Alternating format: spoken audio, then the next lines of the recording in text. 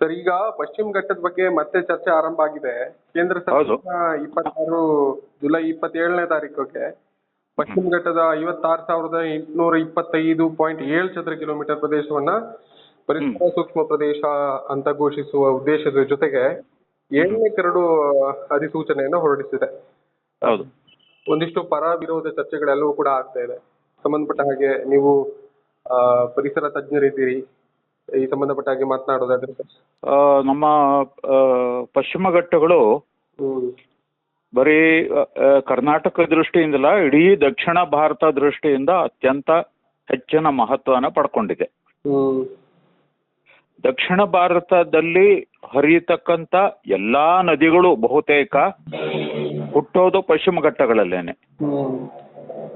ಕೃಷ್ಣ ಮತ್ತು ಅದರ ಉಪನದಿಗಳು, ತುಂಗಭದ್ರಾ ಮತ್ತು ಅದರ ಉಪನದಿಗಳು, ಕಾವೇರಿ ಮತ್ತು ಅದರ ಉಪನದಿಗಳು ಎಲ್ಲವೂ ಪಶ್ಚಿಮ ಘಟ್ಟಗಳಲ್ಲಿ ಹುಟ್ಟಿ ತಮಿಳುನಾಡು, ತೆಲಂಗಾಣ, ಆಂಧ್ರ ಎಲ್ಲಾ ರಾಜ್ಯಗಳಿಗೂ ನೀರು ಕೊಟ್ಟುಕೊಂಡು ಬಂಗಾಳ ಕೊಲ್ಲಿಗೆ ಸೇರ್ಕೊಳ್ಳುತ್ತವೆ.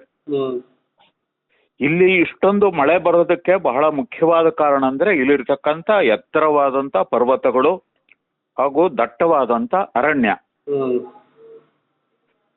ಮತ್ತೆ ಇದು ಅಪಾರವಾದಂಥ ಜೀವ ವೈವಿಧ್ಯತೆಯನ್ನು ಕೂಡ ಹೊಂದಿದೆ. ಬಯೋಡೈವರ್ಸಿಟಿ ಅಂತೀವಲ್ಲ ಆ ಥರ. ಪ್ರಪಂಚದಲ್ಲಿ ಜೀವ ವೈವಿಧ್ಯತೆ ಸಮೃದ್ಧವಾಗಿರ್ತಕ್ಕಂಥ 8 ಜಾಗಗಳನ್ನ ಪಟ್ಟಿ ಮಾಡಿದ್ರೆ ಅದರಲ್ಲಿ ನಮ್ಮ ಪಶ್ಚಿಮ ಘಟ್ಟಗಳು ಒಂದು ಸ್ಥಾನವನ್ನ ಪಡೆಯುತ್ತೆ. ಕಳೆದ ಸ್ವಾತಂತ್ರ್ಯ ಬಂದ ನಂತರದಲ್ಲಿ ಈ ಪಶ್ಚಿಮ ಘಟ್ಟಗಳಲ್ಲೂ ಕೂಡ ಜನಸಂಖ್ಯೆ ಜಾಸ್ತಿ ಆಗ್ತಾ ಇದೆ. ಆಮೇಲೆ ಈ ಕಾಫಿ ತೋಟ, ಟೀ ತೋಟಗಳು, ಅಡಕೆ ತೋಟ, ಈ ರೀತಿ ಕೃಷಿ ಬಹಳ ವಿಸ್ತಾರವಾಗ್ತಾ ಇರೋದ್ರಿಂದ, ಆಮೇಲೆ ಗಣಿಗಾರಿಕೆ ಇವೆಲ್ಲ ಜಾಸ್ತಿ ಆಗ್ತಾ ಇರೋದ್ರಿಂದ ಪಶ್ಚಿಮ ಘಟ್ಟಗಳ ಅರಣ್ಯಗಳು ನಾಶವಾಗ್ತಾ ಇದೆ. ಮುಂದಿನ ತಲೆಮಾರಿಗೆ ಈ ಪಶ್ಚಿಮ ಘಟ್ಟಗಳನ್ನ ನಾವು ಒಂದಷ್ಟು ಉಳಿಸ್ಬೇಕು ಅಂತಕ್ಕಂಥ ದೃಷ್ಟಿಯಿಂದ ಹಿಂದಿನ ಸರ್ಕಾರ, ಕಾಂಗ್ರೆಸ್ ಸರ್ಕಾರ ಇದ್ದಾಗ ಮಾಧವ್ ಗಾಡ್ಗಿಲ್ ಅವರ ನೇತೃತ್ವದಲ್ಲಿ ಒಂದು ಸಮಿತಿಯನ್ನ ಏರ್ಪಾಡು ಮಾಡಿದ್ರು. ಅದು ಅಪಾಯಿಂಟ್ ಆಗಿದ್ದು 4/3/2010. ಅವರು 30/8/2011 ಅವರು ವರದಿಯನ್ನ ಕೊಟ್ರು. ಅವರು ಪಶ್ಚಿಮ ಘಟ್ಟದ ಒಟ್ಟು ವ್ಯಾಪ್ತಿನಲ್ಲಿ 75% ಸಂರಕ್ಷಣೆ ಮಾಡಬೇಕು, 25% ನಾವು ಅಭಿವೃದ್ಧಿಗೆ ಬಿಟ್ಕೊಡ್ಬಹುದು ಅಂತ ಹೇಳಿ ಅವರು ವರದಿಯನ್ನ ಕೊಟ್ರು. ಆದ್ರೆ ಇದರ ವಿರುದ್ಧವಾಗಿ ಅದು ಬಿಡುಗಡೆ ಆಗೋಕ್ ಮೊದ್ಲೇನೆ ನಮ್ಮ ಮೈನಿಂಗ್ ಲಾಬಿ ಅವರು, ರಿಯಲ್ ಎಸ್ಟೇಟ್ ಲಾಬಿ ಅವರು, ಆಮೇಲೆ ಟಿಂಬರ್ ಲಾಬಿ ಅವರು ಎಲ್ಲ ಸೇರ್ಕೊಂಡು ಸರ್ಕಾರದ ಮೇಲೆ ಒತ್ತಡ ತಂದು ಇದನ್ನ ಬಿಡುಗಡೆ ಮಾಡೋದಕ್ಕೆ ಬಿಡ್ಲಿಲ್ಲ ಸರ್ ಅವರು. ಅದಾದ ಬಳಿಕ ಕಸ್ತೂರಿ ರಂಗನ್ ವರದಿ, ಅನಂತರ ಕಸ್ತೂರಿ ರಂಗನ್ ವರದಿ ವಿವಾದದ ಬೇರೆ ದೊಡ್ಡದ ಮಟ್ಟಕ್ಕೆ ಹಬ್ಕೊಂಡಿದೆ ಅಂತ ಅನಿಸ್ತಾ ಇದೆ. ಹೌದು. ಅನಂತರ 17/8/2012 ಜಯಂತಿ ನಟರಾಜನ್ ಅವರು ಪರಿಸರ ಮಂತ್ರಿ ಆಗಿದ್ದಾಗ ಈ ಗಾಡ್ಗಿಲ್ ರಿಪೋರ್ಟ್ ಅನ್ನ ಒಂದು ಸ್ವಲ್ಪ ಡೈಲ್ಯೂಟ್ ಮಾಡಿ, ತೆಳ್ಳಗೆ ಮಾಡಿ ಜನಗಳಿಗೆ ಒಪ್ಪಿಗೆ ಆಗೋ ಹಾಗೆ ಒಂದು ರಿಪೋರ್ಟ್ ಮಾಡ್ಕೊಡಿ ಅಂತ ಕೇಳ್ತಾರೆ. ಅವರು 17/8/2012 ಅಪಾಯಿಂಟ್ ಆಗತ್ತೆ. 15 ಏಪ್ರಿಲ್ 2013 ಅವರು ರಿಪೋರ್ಟ್ ಅನ್ನ ಕೊಡ್ತಾರೆ. ಕಸ್ತೂರಿ ರಂಗನ್ ರಿಪೋರ್ಟ್ ಅಲ್ಲಿ ಮುಖ್ಯವಾಗಿ ಹೇಳಿರೋದೇನಪ್ಪಾ ಅಂದ್ರೆ, ಪಶ್ಚಿಮ ಘಟ್ಟದ ಒಟ್ಟು ವ್ಯಾಪ್ತಿನಲ್ಲಿ 63% ಅವರು ಕಲ್ಚರಲ್ ಲ್ಯಾಂಡ್ಸ್ಕೇಪ್ ಅಂತ ಕರೀತಾರೆ. ಕಲ್ಚರಲ್ ಲ್ಯಾಂಡ್ಸ್ಕೇಪ್ ಅಂತಂದ್ರೆ ಎಲ್ಲಿ ದೊಡ್ಡ ದೊಡ್ಡ ಸಿಟಿಗಳು ಬೆಳೆದ್ಬಿಟ್ಟಿದೆ, ಪಟ್ಟಣಗಳು ಬೆಳೆದ್ಬಿಟ್ಟಿದೆ, ಕೈಗಾರಿಕೆಗಳು ಎಲ್ಲ ಬಂದ್ಬಿಟ್ಟಿದೆ, ಅಲ್ಲಿ ಅರಣ್ಯ ಏನೂ ಇಲ್ಲ, ಉಳ್ಸಕ್ ಏನೂ ಇಲ್ಲ ಅಲ್ಲಿ ಅಂತ, ಅದ್ರ ತಂಟೆಗೆ ನಾವು ಹೋಗ್ಬೇಕಾಗಿಲ್ಲ ಅಂತ. ಇನ್ನು 37% ಏನಿದೆ ಇದನ್ನ ನ್ಯಾಚುರಲ್ ಲ್ಯಾಂಡ್ಸ್ಕೇಪ್ ಅಂತ ಕರೀತಾರೆ. ಅಂದ್ರೆ ಎಲ್ಲಿ ಸಣ್ಣ ಸಣ್ಣ ಹಳ್ಳಿಗಳಿದೆ, ಎಲ್ಲಿ ಅರಣ್ಯ ಇನ್ನೊಂದು ಸ್ವಲ್ಪ ಉಳ್ಕೊಂಡಿದೆ, ಅದನ್ನ ನ್ಯಾಚುರಲ್ ಲ್ಯಾಂಡ್ಸ್ಕೇಪ್ ಅಂತ ಕರೀತಾರೆ. ಅದು 37%. ಅಂದ್ರೆ ಸುಮಾರು 60,000 ಚದರ ಕಿಲೋಮೀಟರ್ ಅಲ್ವಾ ಸರ್ ಅದು? ಹಾ, ಹೌದು. ಈ 37% ಅಲ್ಲಿ ಹ್ಮ್ ಈಗಾಗ್ಲೇನೆ ಸರ್ಕಾರಗಳು ಈ reserve forest, wild life reserve, ವನ್ಯಜೀವಿ ಧಾಮಗಳು, ಹ್ಮ್ ನ್ಯಾಷನಲ್ ಪಾರ್ಕು ಈ ತರ ಈಗಾಗಲೇ ಸಂರಕ್ಷಿತ ಪ್ರದೇಶಗಳು ಒಂದು 12% ಇದ್ರಲ್ಲಿ ಸೇರಿಸ್ಬಿಟ್ಟಿದ್ದಾರೆ. ಹ್ಮ್ ಹ್ಮ್ ಹ್ಮ್ ಹ್ಮ್ ಅದನ್ನ ಈ 12% ಕಳೆದ್ರೆ ಹ್ಮ್ ನಿವ್ವಳವಾಗಿ ಇವರು ಸಂರಕ್ಷಣೆಗೆ ರೆಕಮೆಂಡ್ ಮಾಡೋದು ಬರೀ 25%. ಹ್ಮ್ ಹ್ಮ್ ಹ್ಮ್ ಹ್ಮ್ ಹ್ಮ್ ಆಯ್ತಾ? ಹ್ಮ್ ಹ್ಮ್ ಇದರಲ್ಲಿ ಈ ESA ಅಂತ ಕರೀತಾರೆ, ಇಕಲಾಜಿಕಲಿ ಸೆನ್ಸಿಟಿವ್ ಏರಿಯಾ ಅಂತ. ಹೌದು. ಈ ಇಕಲಾಜಿಕಲ್ ಸೆನ್ಸಿಟಿವ್ ಏರಿಯಾದಲ್ಲಿ ಹಳ್ಳಿಯನ್ನ ಒಂದು ಯೂನಿಟ್ ಆಗಿ ತಗೋತಾರೆ ಇವರು. ಹೌದು ಹೌದು. ಹೌದಾ? ಹ್ಮ್ ಸೊ ಈಗ ಇವರು ಕಸ್ತೂರಿ ರಂಗನ್ ರಿಪೋರ್ಟ್ ಪ್ರಕಾರ ಹ್ಮ್ ವೆಸ್ಟರ್ನ್ ಘಾಟ್ ಈ 6 ರಾಜ್ಯಗಳಲ್ಲಿ ಒಟ್ಟು 4,156 ಈ ESA ವಿಲೇಜ್ ಅಂದ್ರೆ ಸಂರಕ್ಷಣೆ ಮಾಡಬೇಕಾದಂತ ಹಳ್ಳಿಗಳು. ಹ್ಮ್ ಹ್ಮ್ ಹ್ಮ್ ಅದರಲ್ಲಿ ಮಹಾರಾಷ್ಟ್ರದಲ್ಲಿ 2,159 ಗ್ರಾಮಗಳು, ಹ್ಮ್ ಕರ್ನಾಟಕದಲ್ಲಿ 1,576 ಗ್ರಾಮಗಳು. ಹ್ಮ್ ಹ್ಮ್ ಹ್ಮ್ 90% ಈ 2 ರಾಜ್ಯದಲ್ಲೇ ಆಗೋಗ್ಬಿಡುತ್ತೆ. ಹ್ಮ್ ಹ್ಮ್ ಹ್ಮ್ ಕೇರಳದಲ್ಲಿ ಬರೀ 123. ಹೌದು.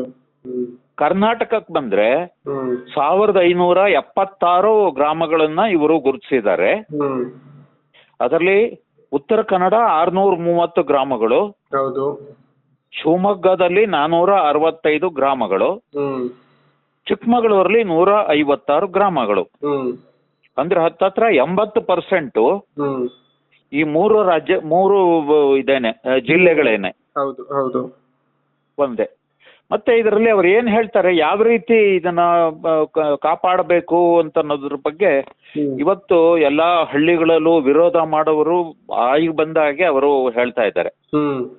ಏನ್ ಹೇಳ್ತಾ ಇದ್ದಾರೆ ಅಂದ್ರೆ, ಕಸ್ತೂರಿ ರಂಗನ್ ರಿಪೋರ್ಟ್ ಬಂದ್ಬಿಡ್ತು ಅಂತ ಅಂದ್ಬಿಟ್ರೆ ನಮಗೆ ಒಂದು ಮನೆ ಕಟ್ಟಕೊಳ್ಳೋಕ್ಕೂ ಅವಕಾಶ ಕೊಡೋದಿಲ್ಲ, ಒಂದು ಕೊಟ್ಟಿಗೆ ಕಟ್ಟಕ್ಕೂ ಬಿಡೋದಿಲ್ಲ, ಒಂದು ರಸ್ತೆ ಮಾಡಕ್ ಬಿಡೋದಿಲ್ಲ, ಕೃಷಿ ಮಾಡಕ್ ಬಿಡೋದಿಲ್ಲ, ನಮ್ಮನ್ನ ಒಕ್ಕಲೆಬ್ಬಿಸ್ಬಿಡ್ತಾರೆ, ನಾವು ಪಾಪಿ ಪ್ರದೇಶಗಳಾಗೋಗ್ಬಿಡ್ತೀವಿ ಅಂತ ಬಾಯಿ ಬಂದಾಗೆಲ್ಲ ಹೇಳ್ತಾ ಇದ್ದಾರೆ ಅವರು. ಸರ್ ಈ 2 ವರದಿಗಳಲ್ಲಿ ಸಮಸ್ಯೆ ಏನಿದೆ ಅಂತ, ವರದಿಯಲ್ಲೇ ಸಮಸ್ಯೆ ಇದೆಯಾ ಅಥವಾ ಅನುಷ್ಠಾನದ ವಿಧಾನದಲ್ಲಿ ಸಮಸ್ಯೆ ಇದೆಯಾ ಅನ್ನೋ ಪ್ರಶ್ನೆ ಉದ್ಭವ ಆಗುತ್ತೆ ಅಂತ. ಅದರಲ್ಲಿ ವರದಿ ಮೊದಲನೇದು ನಾವು ಪರಿಸರ ದೃಷ್ಟಿಯಿಂದ ಹೇಳೋದಾದ್ರೆ ಮಾಧವ್ ಗಾಡ್ಗಿಲ್ ವರದಿ ಅತ್ಯಂತ ಶ್ರೇಷ್ಠವಾದದ್ದು. ಯಾಕಂದ್ರೆ ಅವರು ಇದೇ ಜೀವ ವಿಜ್ಞಾನಿ, ಅವರು ವಿಶ್ವವಿಖ್ಯಾತ ಜೀವ ವಿಜ್ಞಾನಿ, ಇಂಡಿಯನ್ ಇನ್ಸ್ಟಿಟ್ಯೂಟ್ ಆಫ್ ಸೈನ್ಸ್ ನಲ್ಲಿ ಅವರು ಸೆಂಟರ್ ಫಾರ್ ಇಕಲಾಜಿಕಲ್ ಸೈನ್ಸಸ್ ಆಗಿದ್ರು. ಅವ್ರ ಜೀವಮಾನ ಇಡೀ ಪಶ್ಚಿಮ ಘಟ್ಟಗಳಲ್ಲೇ ಕಳೆದ್ಬಿಟ್ಟಿದ್ದಾರೆ ಅವರು. ಆಯ್ತಾ? ಆದ್ರೆ ಅವರು 75% ಕನ್ಸರ್ವೇಷನ್, 25% ಮಾತ್ರ ಡೆವಲಪ್ಮೆಂಟ್ಗೆ ಅಂತ ಅವರು ರೆಕಮೆಂಡ್ ಮಾಡಿದ್ರಿಂದ ಈ ಅಭಿವೃದ್ಧಿ ಪರವಾಗಿ ಇರುವಾಗೆ ಗಾಬರಿ ಆಗೋಕ್ ಶುರು ಆಗ್ಬಿಡ್ತು. ಇಷ್ಟೊಂದು ರಿಸರ್ವೇಶನ್ ಇಟ್ಬಿಡ್ತು ಅಂದ್ರೆ ನಮ್ಗೆ ಮೈನಿಂಗು, ರಿಯಲ್ ಎಸ್ಟೇಟು, ಟಿಂಬರ್ ಯಾವುದು ಮಾಡಕ್ ಆಗಲ್ಲ ಅಂತ ಅವರು ಒತ್ತಡಕ್ಕೆ ಬಿದ್ದು, ಈ ಡೆವಲಪ್ಮೆಂಟ್ ಲಾಬಿ ಒತ್ತಡಕ್ಕೆ ಬಿದ್ದು ಅದನ್ನ ಇದೇ ಮಾಡ್ಲಿಲ್ಲ, ರಿಲೀಸೇ ಮಾಡ್ಲಿಲ್ಲ. ಕೋರ್ಟ್ ಮೂಲಕ ಅವ್ರ ರಿಪೋರ್ಟ್ ಅವರು ತರಿಸ್ಕೋಬೇಕಾಯ್ತು. ಈಗ ಕಸ್ತೂರಿ ರಂಗನ್ ವರದಿ ಏನಿದೆ, ಇದು ಡೈಲ್ಯೂಟೆಡ್ ವರ್ಷನ್. ಮಾಧವ್ ಗಾಡ್ಗೆ ಅವರು 75% ಕನ್ಸರ್ವೇಷನ್ ಅಂದ್ರೆ ಇವರು 25% ಮಾತ್ರ ಕನ್ಸರ್ವೇಷನ್ ಅಂತಾರೆ. ಹಾಗಾಗಿ ಇದು ಡೈಲ್ಯೂಟೆಡ್ ವರ್ಷನ್. ಈಗ ಆಮೇಲೆ ಎರಡನೇದಾಗಿ ಇದರಲ್ಲಿ ನಮ್ಮ ಈಗ ಜನಗಳು ಏನು ಗಲಾಟೆ ಮಾಡ್ತಾ ಇದಾರೆ ಆ ತರದ್ ಯಾವುದೂ ಇಲ್ಲ.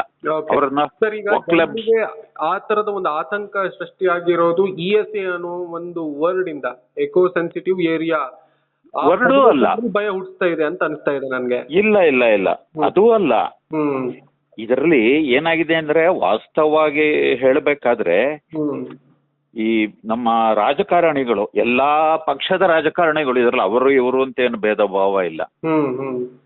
ಆಯ್ತಾ? ಇವರೆಲ್ಲರೂ ಕೂಡ ರೈತರು ಎಲ್ಲರೂ ಸೇರಿ ತುಂಬಾ ದೊಡ್ಡ ಪ್ರಮಾಣದಲ್ಲಿ ಈ ಅರಣ್ಯಗಳನ್ನ ಒತ್ತುವರಿ ಮಾಡಿ ಇವರು ಜಮೀನು ಗಿಮೀನು ಅದು ಇದು ಎಲ್ಲ ಮಾಡ್ಕೊಂಡ್ಬಿಟ್ಟಿದ್ದಾರೆ. ಆಯ್ತಾ. ಈಗ ಈ ಕಸ್ತೂರಂಗನ್ ವರದಿ ಜಾರಿಗೆ ಬಂತು ಅಂತಂದ್ರೆ ಇದೆಲ್ಲದಕ್ಕೂ ಕೂತು ಬೀಳುತ್ತೆ ಇವಾಗ. ಸೊ ಹಾಗಾಗಿ ಅವರು ತಮ್ಮನ್ನ ಬಚಾವ್ ಮಾಡ್ಕೊಳ್ಳೋದಕ್ಕೆ ಹಳ್ಳಿಯವರನ್ನ ಅವರು ದಾರಿ ತಪ್ಪಿಸ್ತಾ ಇದ್ದಾರೆ. ಈಗ ಅವ್ರು ಏನ್ ಹೇಳ್ತಾ ಇದ್ದಾರೆ ಅಂದ್ರೆ, ಕಸ್ತೂರಂಗನ್ ವರದಿ ಜಾರಿಗೆ ಬಂದ್ಬಿಟ್ರೆ ಒಂದ್ ಸಣ್ಣ ಕೊಟ್ಟಿಗೆ ಕಟ್ಕೊಳಕ್ಕಾಗಲ್ಲ, ಸಣ್ಣ ಗುಡಿಸಲು ಕಟ್ಕೊಳಕ್ಕೂ ಬಿಡೋದಿಲ್ಲ, ನಮ್ಮನ್ನೆಲ್ಲ ಆಚೆಗೆ ಓಡಿಸ್ಬಿಡ್ತಾರೆ, ಈ ತರ ಎಲ್ಲ ಹೇಳ್ತಾ ಇದ್ದಾರೆ. ಇದೆಲ್ಲವೂ ಕೂಡ ಹಸಿ ಸುಳ್ಳು. ಯಾಕೆ ಅಂತಂದ್ರೆ ಇವರ ಒರಿಜಿನಲ್ ರಿಪೋರ್ಟ್ ಅಲ್ಲೇ ನಾವು ಹೇಳೋದಾದ್ರೆ ಅವರು ಹೇಳಿರೋದು ಮೈನಿಂಗ್ ಅನ್ನ ನಾವು ಸಂಪೂರ್ಣವಾಗಿ ಈ ಗ್ರಾಮಗಳಿಂದ ಬ್ಯಾನ್ ಮಾಡ್ತೀವಿ ಅಂತ. ಯಾವುದು ಸ್ಟೋನ್ ಕ್ವಾರಿಯಿಂಗು, ಸ್ಯಾಂಡ್ ಮೈನಿಂಗು, ಮತ್ತೆ ಎಲ್ಲಾ ತರಹದ ಗಣಿಗಾರಿಕೆಗಳನ್ನ ಈ ESA ಗ್ರಾಮಗಳಿಂದ, ಯಾಕೆಂದ್ರೆ ಪರಿಸರ ಸಂರಕ್ಷಣೆ ಮಾಡ್ಬೇಕಾದ್ರೆ ಇದಾಗ್ಲೇಬೇಕು. ಅದು ಏನೋ ತಕ್ಷಣ ಅಂತಲೂ ಹೇಳಿಲ್ಲ, ಮುಂದಿನ 5 ವರ್ಷಗಳಲ್ಲಿ ಇವುಗಳನ್ನು ನಿಲ್ಲಿಸ್ಬೇಕು ಅಥವಾ ಅವುಗಳ ಲೈಸೆನ್ಸ್ ಅದಕ್ಕೆ ಮುಂಚೆನೆ ಎಕ್ಸ್ಪೈರ್ ಆದ್ರೆ ಮುಂಚೆನೆ ನಿಲ್ಲಿಸ್ಬೇಕು ಅಂತ. ಸರ್, ಈಗ ಆ ಭಾಗದಲ್ಲಿ ಯಾರೆಲ್ಲ ವಸತಿಗಳನ್ನು ಮಾಡ್ಕೊಂಡಿದ್ದಾರೆ, ಅಲ್ಲೆಲ್ಲ ಜೀವನ ನಡೆಸಿದ್ದಾರೆ, ಅವ್ರಿಗೇನು ಸಮಸ್ಯೆ ಆಗೋದಿಲ್ಲ ಅಲ್ಲಿ? ಏನೂ ಆಗಲ್ಲ, ಯಾಕೆಂದ್ರೆ ದೊಡ್ಡ ದೊಡ್ಡ ಗಣಿ ನಡೆಸೋರು ಯಾರೋ ಹಳ್ಳಿಯವರಲ್ಲ. ಓಕೆ. ಆಮೇಲೆ ಎರಡನೇದಾಗಿ ಇಲ್ಲಿ ಹೈಡ್ರೋ ಪವರ್ ಪ್ರಾಜೆಕ್ಟ್ಗಳನ್ನ ಮಾಡಬಹುದು, ಆದ್ರೆ ಈ ESA ಅಂತ ಕರೀತಾರೆ, ಇಕಲಾಜಿಕಲ್ ಸೆನ್ಸಿಟಿವ್ ಏರಿಯಾ ಅಂತ. ಆಮೇಲೆ ಎನ್ವೈರನ್ಮೆಂಟಲ್ ಇಂಪ್ಯಾಕ್ಟ್ ಅಸೆಸ್ಮೆಂಟ್ ಅಂತ ಒಂದು ಕಾಯ್ದೆ ಇದೆ ನಮ್ಮಲ್ಲಿ. ಪರಿಸರದ ಮೇಲೆ ಏನು ಪರಿಣಾಮ ಆಗತ್ತೆ ಆ ಕಾಯ್ದೆಯ ಅನುಗುಣವಾಗಿ ಇಲ್ಲಿ ಮಾಡಬಹುದೇ ಹೊರತು ಇವರು ಬೇಕಾಬಿಟ್ಟಿಯಾಗಿ ಹೈಡ್ರೋ ಪವರ್ ಪ್ರಾಜೆಕ್ಟ್ಗಳನ್ನ ಮಾಡೋ ಹಾಗಿಲ್ಲ ಅಂತ. ಸೊ ಇದು ಏನೋ ಹಳ್ಳಿಯವರಿಗೆ ತೊಂದರೆ ಮಾಡೋದಿಲ್ಲ. ಈಗ ಸರ್, ನಮ್ದು ಈಗ ಸಂಕ್ಷಿಪ್ತವಾಗಿ ಹೇಳೋದಾದ್ರೆ, ನಮ್ಮ ರಾಜ್ಯ ಸರ್ಕಾರದಿಂದ ಈಗ ಮುಖ್ಯಮಂತ್ರಿಗಳು ನಿನ್ನೆ ಒಂದು ಸಭೆ ಕರೆದ್ರು. ಸಭೆಯಲ್ಲಿ ಇದಕ್ಕೆ ಸಂಬಂಧಪಟ್ಟ ಹಾಗೆ ಒಂದು ದಿನದ ಅಧಿವೇಶನವನ್ನ ಮಾಡೋದಕ್ಕೆ ನಿರ್ಧಾರ ಮಾಡಿದ್ದಾರೆ. ಅಂದ್ರೆ ಈ ರಾಜಕೀಯವಾಗಿ ಇದನ್ನ ಸರ್ಕಾರ ವಿರೋಧದ ಹಿಂದೆ ರಾಜಕೀಯವೂ ಕೂಡ ಇದೆಯಾ ಅನ್ನುವಂತ ಪ್ರಶ್ನೆ ಉದ್ಭವ ಆಗ್ತಾ ಇದೆ. ಅಂದ್ರೆ ಅದೇ ಬಹಳ ದೊಡ್ಡದು. ನೀವು ಹೇಳ್ತಾ ಇರೋ ಪ್ರಕಾರ ಈ ವರದಿಯಿಂದ, ಈ ಎರಡೂ ವರದಿಗಳಿಂದ ಏನು ಯಾರಿಗೂ ಸಮಸ್ಯೆ ಆಗೋದಿಲ್ಲ ಅನ್ನೋದನ್ನ ನೀವು ಹೇಳ್ತಾ ಇದ್ರಿ. ಬಟ್ ಸರ್ಕಾರ ಈ ರೀತಿಯಾಗಿ ಇಲ್ಲಿ ನೋಡಿ, ಅವ್ರನ್ನ ಮಾತು ಹೇಳ್ತಾರೆ ಇಲ್ಲಿ, 20,000 ಚದರ ಮೀಟರ್ಗಿಂತ ದೊಡ್ಡ ಬಿಲ್ಡಿಂಗ್ ಅನ್ನ ಕಟ್ಟಬಾರದು ಅಂತ. ಯಾವ ಹಳ್ಳಿನಲ್ಲಿ ಇಷ್ಟು ದೊಡ್ಡ ಬಿಲ್ಡಿಂಗ್ ಕಟ್ತಾರೆ ಸರ್? 20,000 ಚದರ ಮೀಟರ್ ಮನೆ ಎಲ್ಲಿ ಕಟ್ತಾರೆ ಯಾವ ಹಳ್ಳಿನಲ್ಲಿ? ಇವ್ರು ಹೇಳೋದು ಕೊಟ್ಟಿಗೆ ಕಟ್ಟಕ್ ಬಿಡೋದಿಲ್ಲ, ಮಾಡಕ್ ಬಿಡೋದಿಲ್ಲ ಅಂತ. ಇದಕ್ಕೆ ಏನೂ ಬೇಸಿಸ್ ಇಲ್ಲ ಇದರಲ್ಲಿ. ಸೊ ಹಾಗಾಗಿ ಇದನ್ನ ಪೂರಾ ಏನೋ ಓದ್ದೇಲೇನೆ ಕುರಿತೋದೋದು ಪಂಡಿತರು ಅಂತಾರಲ್ಲ, ಆತರ ಇವರ ಮೂಗಿನ ನೇರಕ್ಕೆ ಜನಗಳನ್ನ ಪ್ರಚೋದಿಸಿ ಇದು ಒಟ್ಟು ಜಾರಿಗೆ ಬರಬಾರ್ದು. ಇದು ಬರೀ ರಾಜ್ಯ ಸರ್ಕಾರದೇ ಅರಣ್ಯ ಇಲಾಖೆದೇ ಆದ್ರೆ ಇವ್ರು ಹೇಗ್ ಬೇಕೋ ಹಾಗೆ ಆಟ ಆಡ್ಬೋದು. ಹೌದಾ? ಈಗ ನೋಡಿ, ಹುಬ್ಬಳ್ಳಿ ಅಂಕೋಲಾ ರೈಲ್ವೆ ಲೈನ್ ಅಂತಾರೆ, ಅದ್ರಲ್ಲೊಂದು 1000 ಹೆಕ್ಟೇರ್ ಮರಗಳು ನಾಶವಾಗತ್ತೆ. ಆಮೇಲೆ ಜೋಗ್ನಲ್ಲಿ ಪಂಪ್ಡ್ ಸ್ಟೋರೇಜ್ ಪ್ರಾಜೆಕ್ಟ್ ಅಂತಾರೆ, ಲಯನ್ ಟೈಲ್ಡ್ ಮೆಕ್ಕ ಕನ್ಸರ್ವೇಷನ್ ಏರಿಯಾದಲ್ಲಿ 18,000 ಮರ ಕಡಿತೀವಿ ಅಂತ ಅವ್ರು ಈಗಾಗ್ಲೇ ಹೇಳಿದ್ದಾರೆ. ಇದೆಲ್ಲ ಮಾಡಕ್ ಆಗಲ್ಲ ರಾಜ್ಯ ಸರ್ಕಾರಕ್ಕೆ ಇದು ಜಾರಿಗೆ ಬಂದ್ರೆ. ಹಾಗಾಗಿ ರಾಜ್ಯ ಸರ್ಕಾರವೇ ಇದ್ರೆ ಇವ್ರು ಹೇಗ್ ಬೇಕಾದ್ರೂ ಆಟ ಆಡ್ಬೋದು. ಸರ್, ಈಗ ಪಶ್ಚಿಮ ಘಟ್ಟ ಉಳಿಬೇಕಂತಂದ್ರೆ ಈ ಕಸ್ತೂರಿರಂಗನ್ ವರದಿ ಕೇವಲ ಸಾಕಾಗೋದಿಲ್ಲ ಅಂತ ಅನ್ಸುತ್ತೆ. ಖಂಡಿತ ಸಾಕಾಗೋದಿಲ್ಲ. ಆಮೇಲೆ ವರದಿಯನ್ನು ತಿರಸ್ಕರಿಸುವಂತ ರಾಜಕೀಯವೂ ಕೂಡ ಸಾಕಾಗೋದಿಲ್ಲ. ಆದರೆ ದುರಂತ ಅಂದ್ರೆ ನಮ್ಮ ಸರ್ಕಾರಗಳು ಇದೂ ಬೇಡ ಅಂತ ಇದಾರಲ್ಲ ಅಂತ. ಈಗ ಅಗತ್ಯ ಇರೋದು ಏನಂತಂದ್ರೆ ಪರಿಸರ ನ್ಯಾಯ, ಸಾಮಾಜಿಕ ನ್ಯಾಯ, ಸ್ಥಳೀಯ ಪ್ರಜಾಪ್ರಭುತ್ವ ಮತ್ತು ವೈಜ್ಞಾನಿಕ ಯೋಜನೆ. ಇದ್ರ ಬಗ್ಗೆ ಅನ್ಸುತ್ತೆ ಸರ್? ಎಲ್ಲಾವುದು ಇರ್ಬೇಕು.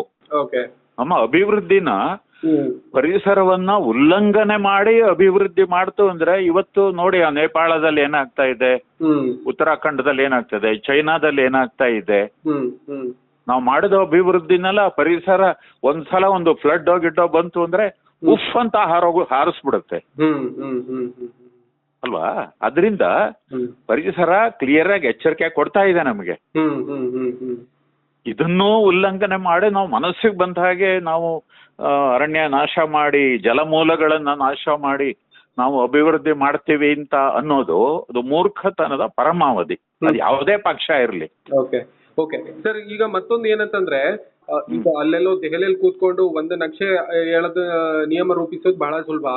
ಬಟ್ ಭೌಗೋಳಿಕತೆ, ಜಲವಿಜ್ಞಾನ, ಆಮೇಲೆ ಭೂಮಿ ಯಾವ ರೀತಿಯಾಗಿ ಬಳಕೆ ಆಗುತ್ತೆ, ಜನಸಂಖ್ಯೆ ಎಷ್ಟಿದ್ದಾರೆ, ಕೃಷಿ ಮಾದರಿ ಏನು, ಮತ್ತು ಪರಿಸರ ಅಪಾಯಗಳನ್ನ ಆಧರಿಸಿ ಸೂಕ್ಷ್ಮ ಒಂದು ವರದಿಯನ್ನ ಮಾಡುವಂತಹ ಅಗತ್ಯ ಇದೆ ಅಂತ ಅನಿಸ್ತಾ ಇದೆಯಾ ನಿಮಗೆ? ಏನು? ಖಂಡಿತ ಇದೆ. ಯಾಕಂದ್ರೆ ಇವತ್ತು ಹಳ್ಳಿಯವರು ಕೂಡ ಏನೋ ಸುಮ್ಮನೆ ಹೇಳ್ತಾ ಇದ್ದಾರೆ ಅಂತ ಅಲ್ಲ. ಓಕೆ. ವಾಸ್ತವವಾಗಿ ಅರಣ್ಯ ಇಲಾಖೆಯವರು ಅನೇಕ ಬಾರಿ ಎಕ್ಸಸ್ ಆಗಿ ಬಿಹೇವ್ ಮಾಡಿಬಿಡ್ತಾರೆ. Okay okay. ಈಗ ಅರಣ್ಯದ ಒಳಗಡೆ ಅವನು ಇರ್ತಾನೆ, ಅರಣ್ಯದ ಅಂಚಿನಲ್ಲಿ ರೈತರು ಇರ್ತಾರೆ. ಅವ್ರಿಗೆ ಯಾವ್ದಾವ್ ದನ, ಅದಕ್ಕೇನು ಅರಣ್ಯ ಏನ್ ಗೊತ್ತು, ಅದು ಹೋಗಿ ಮೇಯ್ದು ಬಿಡುತ್ತೆ. ಓಕೆ. ಅಥವಾ ಎರಡು ಸೌದೆ ಕಡ್ಕೊಂಡ್ ಬರ್ತಾನ ಅವನು ಹಿಡಿದು ಹೊಳೆಯೋದು, ಅವನ ಇದು ಮಾಡೋದು, ಈ ತರ ಎಲ್ಲ ಮಾಡ್ತಾರೆ. ಹಾಗಾಗಿ ಇವತ್ತು ಹಳ್ಳಿಯವ್ರಿಗೆ ಅರಣ್ಯ ಇಲಾಖೆ ಅಂದ್ರೆ ಬಹಳ ದ್ವೇಷ ಹಾಗೂ ಭಯ ಎರಡು ಇದೆ. ಮತ್ತೆ ಇದೂ ಬಂದ್ಬಿಟ್ರೆ ಅವ್ರನ್ನ ಹಿಡಿದು ನಿಲ್ಸೋರಿಲ್ಲ ಅಂತ ಅವ್ರ ಭಯ. ಸೊ ಹಾಗಾಗಿ ಒಂದು ಅರಣ್ಯ ಇಲಾಖೆಯವರನ್ನ ಜನಗಳ ಜೊತೆಗೇನೆ ನೀವು ಕೆಲಸ ಮಾಡಬೇಕು ಅಂತ ಓರಿಯೆಂಟೇಶನ್ ಅವ್ರಿಗೂ ಬೇಕು. ಮತ್ತೆ ಹಳ್ಳಿಯವರಿಗೂ ಕೂಡ ಅರಣ್ಯ ಉಳಿಸ್ಬೇಕು ಅಂತಕ್ಕಂಥ ಒಂದು ಇದು ಬೇಕು. ಮತ್ತೆ ಈ ಕಸ್ತೂರಿ ರಂಗನ್ ವರದಿಯಿಂದ ನಿಮ್ಗೇನು ಹೆಚ್ಚಿನ ತೊಂದರೆ ಆಗೋದಿಲ್ಲ, ಇವ್ರು ಏನ್ ಹೇಳಿದರೆ ಇದನ್ನ ಮೀರಿ ನಾವೇನು ಮಾಡೋದಿಲ್ಲ ಅಂತ ನಾವು ಅಶ್ಯೂರೆನ್ಸ್ ಅನ್ನು ಕೂಡ ಸರ್ಕಾರ ಅವ್ರಿಗೆ ಕೊಡ್ಬೇಕು. ಆಮೇಲೆ ಮೊದ್ಲೇ ನಾವು ಈಗ ಇದು ಎಷ್ಟು 2013 ಬಂದಿದ್ದು, ನಾವು ಆವಾಗಿಂದ ಹೇಳ್ತಾ ಇದೀವಿ ಕನ್ನಡದಲ್ಲಿ ಸರಳವಾಗಿ ಈ ಕಸ್ತೂರಿ ರಂಗನ್ ವರದಿ ಏನಿದೆ ಅದನ್ನ ಸರಳವಾಗಿ ಒಂದು ಪುಸ್ತಕ ಪ್ರಿಂಟ್ ಮಾಡಿ ಎಲ್ಲಾ ಗ್ರಾಮ ಪಂಚಾಯತಿಗಳಿಗೂ ಕೊಡಿ, ಅಲ್ಲಿ ಅವ್ರು ಓದ್ಕೊಳ್ಳಿ. ಅವಾಗ ಏನು ಅಂದ್ರೆ ಈ ದಾರಿ ತಪ್ಸಕ್ ಆಗಲ್ಲ. ಅವಾಗ ಈಗಾಗಿರೋ ಸರ್ಕಾರ ಈ ಕೆಲಸ ಮಾಡ್ಲಾ ಇಲ್ಲ. ಹಾಗಾಗಿ ಈ ದಾರಿ ತಪ್ಸೋರ್ಗ ಬಹಳ ಆರಾಮಾಗ್ಬಿಟ್ಟಿದೆ ಇವಾಗ. ಓಕೆ ಓಕೆ ಸರ್, ಕೊನೆಯದಾಗಿ ಸಂಕ್ಷಿಪ್ತವಾಗಿ ಹೇಳಿ, ಈ ವರದಿಯ ಅನುಷ್ಠಾನದಿಂದ ಜನರ ಬದುಕಿಗಾಗ್ಲಿ, ರೈತರಿಗಾಗ್ಲಿ, ಕೃಷಿಕರಿಗಾಗ್ಲಿ, ಅಲ್ಲಿನ ಬುಡಕಟ್ಟು ಜನಾಂಗದವರಿಗಾಗ್ಲಿ ಏನು ಸಮಸ್ಯೆ ಇಲ್ಲ ಅಂತ ಹೇಳ್ತೀರಿ? ಈ ವರದಿಯಿಂದ ಏನೋ ಸಮಸ್ಯೆ ಆಗೋದಿಲ್ಲ. Okay okay. ಅಥವಾ ಸ್ವಲ್ಪ ಸಮಸ್ಯೆ ಆಗ್ಬೋದು. ಯಾಕಂದ್ರೆ ನನ್ನೇ ಕೆಲವರು ಹೇಳ್ತಾ ಇದ್ರು, ಮರಳು ತೆಗಿಯಕ್ ಬಿಡೋದಿಲ್ಲ ನಮಗೆ, ನಮ್ಮೂರಲ್ಲಿ ಮನೆ ಕಟ್ಕೋಬೇಕು ಅಂತಂದ್ರೆ ನಾವು ಹೊರಗಡೆಯಿಂದ ಮರಳು ತರಬೇಕು. ಇದು ಕಸ್ತೂರಿ ರಂಗನ್ ವರದಿ ಇಲ್ದಿದ್ರು ಈ ಸಮಸ್ಯೆಗಳಿದ್ದೇ ಇರುತ್ತೆ. ಓಕೆ ಓಕೆ ಓಕೆ ಅಲ್ವಾ? ಅದರಿಂದ ಇದರಿಂದಲೇನೆ ಇಷ್ಟು ತೊಂದರೆ ಆಗತ್ತೆ ಅನ್ನೋದೇನು ಕಾಣೋದಿಲ್ಲ. Okay okay. Thank you so much sir, ನಮ್ಮ ಜೊತೆಗೆ ಇಷ್ಟೊತ್ತು ಮಾತನಾಡಿರೋದಕ್ಕೆ. Thank you.